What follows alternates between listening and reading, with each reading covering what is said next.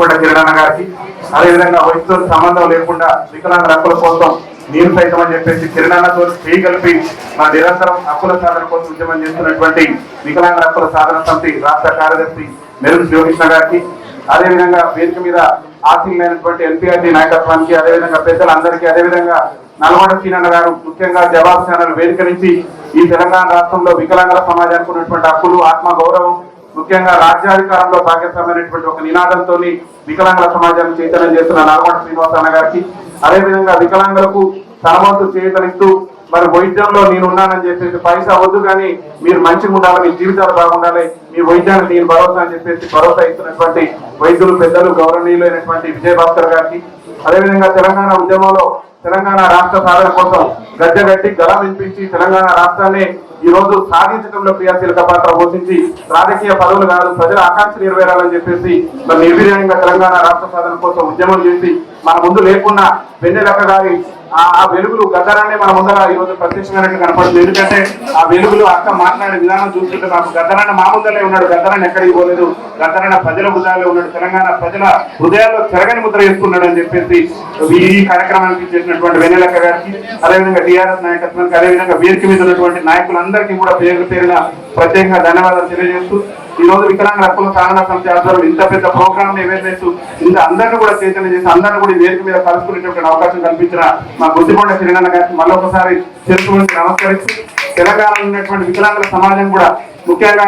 ఇప్పుడు వికలాంగుల హక్కుల సాధన సమితి చెప్పేది కూడా ఒకటే, హక్కులు, ఆత్మగౌరవం, రాజ్యాధికారంలో భాగస్వామ్యాన్ని కోరుతున్నాం, హక్కుల విషయంలో పింఛన్ సాధించుకోగలిగినాం, ఆత్మగౌరవ విషయంలో ఒక అట్రాసిటీ చట్టాన్ని సాధించుకోగలిగినాం, ఇక మిగిలింది రాజ్యాధికారమే. కాబట్టి ఈ మా కిరణాలను కోరుతున్నా మళ్ళీ రాబోయే వికలాంగుల దినోత్సవం లోపు మీలాంటి వ్యక్తులు అసెంబ్లీలో కూర్చుంటే ఇట్లాంటి మీటింగులు అసెంబ్లీ దగ్గరలో సచివాలయంలో పెట్టుకునేటటువంటి పరిస్థితి ఉన్నది. ఖచ్చితంగా తెలంగాణ రాష్ట్రంలో రాజకీయ పార్టీలు కూడా కేవలం మన వికలాంగుల సమాజాన్ని ఓట్ బ్యాంక్ రాజకీయాలకి వాడుకుంటూ మన వికలాంగుల సమాజాన్ని విస్మరిస్తున్నాయి. కాబట్టి సంఘాలకు అతీతంగా అందరం కూడా ఆత్మీయంగా ఏ తెలంగాణ రాష్ట్ర ఉద్యమం అందరం కూడా సకల జనులంతా బయలుదేరి తెలంగాణ రాష్ట్రాన్ని పోరాటం సాధించుకున్నారో అదే కోణంలో మన గద్దరన్న లాంటి ఇద్దరు ఒక బిడ్డ మన వెన్నెలక్క గారి సహకారంతో, అదేవిధంగా ఉన్నటువంటి మేధావులు, రాజకీయ పార్టీల నాయకుల సహకారంతో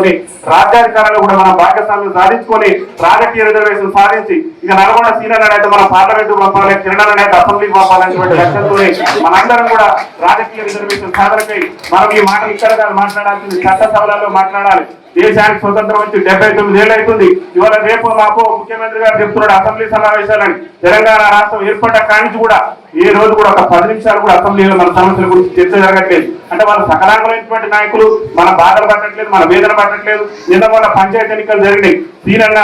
నెత్తి నోరు అన్ని పోయేటట్టు మొత్తుకుంటూ కిరణ్ కూడా ఎన్నోసార్లు ఎన్నో ఉద్యమాలు చేసిండు. ఇవాళ స్ఫూర్తిదాయక నేను చెప్తున్నా, నీకు కూడా తెలంగాణ రాష్ట్ర వ్యాప్తంగా 33 జిల్లాలలో నా జీవితమే వికలాంగుల సమాజానికి అంకితం అని చెప్పేసి నా డీడ్ అయిపోయిన ఉద్యోగం, ప్రభుత్వ ఉద్యోగం వస్తున్న అన్ని వదులుకొని వికలాంగుల సమాజానికి గద్దరన్న లాంటి ఇతర ఒకరు చూసి వాళ్ళని పూర్తిగా తీసుకొని ప్రజల కోసం పోరాటం చేయాలి, ఈ జీవితం ప్రజలకు అంకితం చేయాలని చెప్పేసి మీరు బయలుదేరిన సందర్భంలో కూడా హైదరాబాద్ కేంద్రంగా నాకు ఏ ఇబ్బంది వచ్చినా కానీ అన్నాన్ని పిలవగానే తమ్మి నేనున్నా, నీ కిరణ్ నీ గుండెల్లో ఉంటాడు తమ్మి, నీకు ఏ ఆపద వచ్చినా ఏ కష్టం వచ్చినా నేను ఉన్నా అని చెప్పేసి నాకు అనేక సందర్భాలలో అన్న భరోసా ఇచ్చిన వారికి ప్రత్యేకంగా మీ అందరి ముందు పాదాభివందనం చేస్తూ వారికి సీనన్న గారు కూడా ప్రత్యేకంగా ఇంటికెళ్తే అన్నగారు కానీ వదినమ్మ గారు కానీ కూడా ఒక కుటుంబ సభ్యులాగా మాలాంటి ఉద్యమకారులను ఆదరిస్తున్నారు. మీలాంటి వారి సహకారంతో తెలంగాణ రాష్ట్రంలో 100% రాబోయేటటువంటి అసెంబ్లీ ఎన్నికల్లో 2-3 అసెంబ్లీకి పంపేందుకు ప్రయత్నం చేస్తామని చెప్పి తెలియజేస్తూ ఈ కార్యక్రమానికి గెస్టులకు ఇచ్చేటటువంటి మహిళా నాయకత్వానికి అందరూ కూడా పేరు పేరున ధన్యవాదాలు తెలియజేస్తూ మళ్ళొకసారి నా గద్దరన్న గారి కూతురు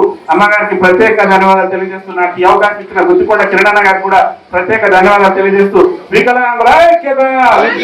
వికలాంగుల ఐక్యత, వికలాంగుల ఐక్యత.